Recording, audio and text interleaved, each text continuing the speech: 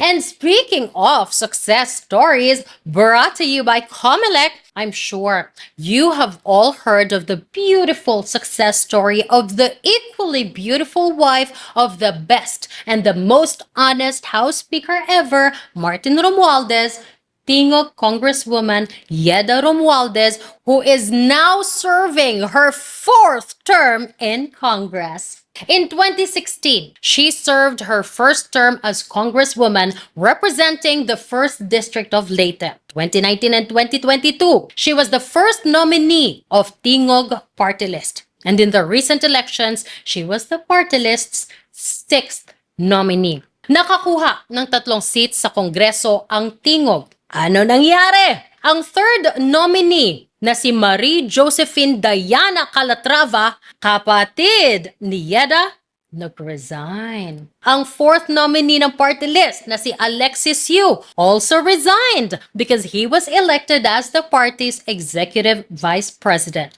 And Paul Moncada, the fifth nominee, was elected vice president for internal affairs. So he had to resign too, which left Yeda Marie Romualdez to take the third seat, and now she joins her husband, First Leyte District Representative Martin Romualdez, and their son, Andrew Julian Romualdez, Tingog Party List's first nominee. Article 6, Section 7 of the Constitution says the members of the House of Representatives shall be elected for a term of 3 years. No member of the House of Representatives shall serve for more than 3 consecutive terms. Pang-apat mo na, Yeda!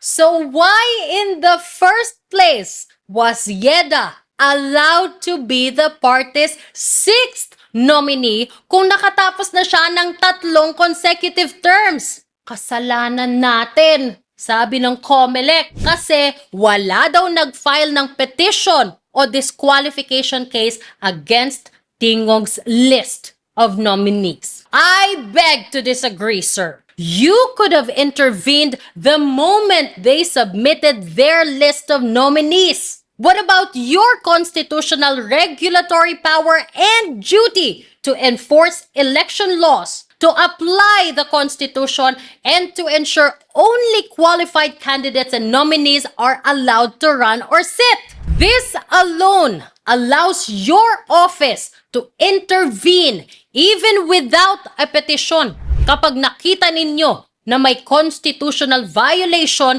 tulad ng term limits. This is the same power your office uses when you motu proprio disqualify nuisance candidates, when you cancel candidates' COCs, when you delist party lists, when you disqualify nominees for lack of sectoral representation, and when you deny improper substitutions. So yes, the Constitution already empowers you, Comelec, to act proactively. Pinili nyo lang na wag gawin. Hindi mo pwedeng gawing excuse na may loophole kasi dahil galing siya sa district tapos lumipat ng party list kaya magkaiba ang office. Again, the Constitution limits every member of the House of Representatives to just 3 consecutive terms. Article 6, Section 7 does not invite interpretation. Article 6, Section 5 defines the House of Representatives as composed of members elected from legislative districts and members elected through the party list system. Both are called members of the House. They perform the same functions, they have the same powers, and they vote on the same laws. Walang hierarchy between them. There's no separate chamber. Walang hiwalay na ranggo. The Constitution treats them as equals. Ang pinag-iba lang ang mode of election. So bakit kayo gumagawa ng distinction na wala naman sa Constitution? Takot ba kayo kay Romualdez? The Supreme Court has never said that a change in the mode of election breaks the continuity of service. In fact, kabaliktaran nga ang sinabi ng korte. And it has said it clearly. May malinaw na jurisdiction na dyan.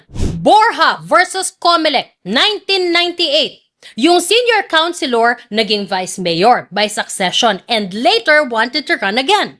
Ano sabi ng korte? The court ruled that the time he served as vice mayor by succession counts as a term because he continuously exercised the same office. Ang sabi ng korte, what matters is the actual holding of power and not the manner of getting there. Latasa versus Comelec, 2003. Yung mayor ng municipality of Digos served 3 consecutive terms. When Digos became a city, sabi niya, the conversion created a new office and that he could run again. The court rejected that. Sabi ng korte, the change in status did not change the fact that he would still be governing the same area with the same powers. Those two rulings together clearly establish that term limits cover continuous exercise of the same power regardless of the name or structure of the position.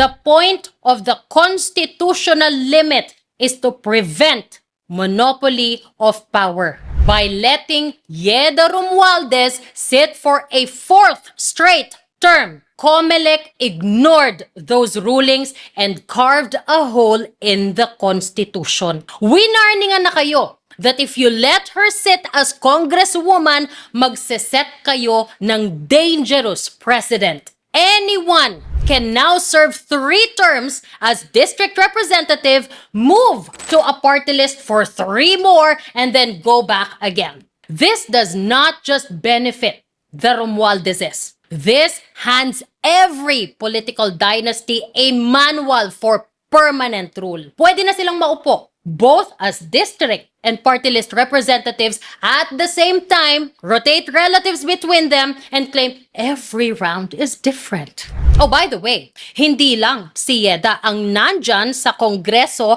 kahit lagpas na sa term limit. Si Congressman Raymond Mendoza nga ng TUCP, 7 consecutive terms na. But to be fair to him, pasok pa naman yung excuse na interrupted ang term niya because of circumstances beyond his control. Well, baka sa kanya natuto si Yeda. I mean, after all, tito siya ni Yeda.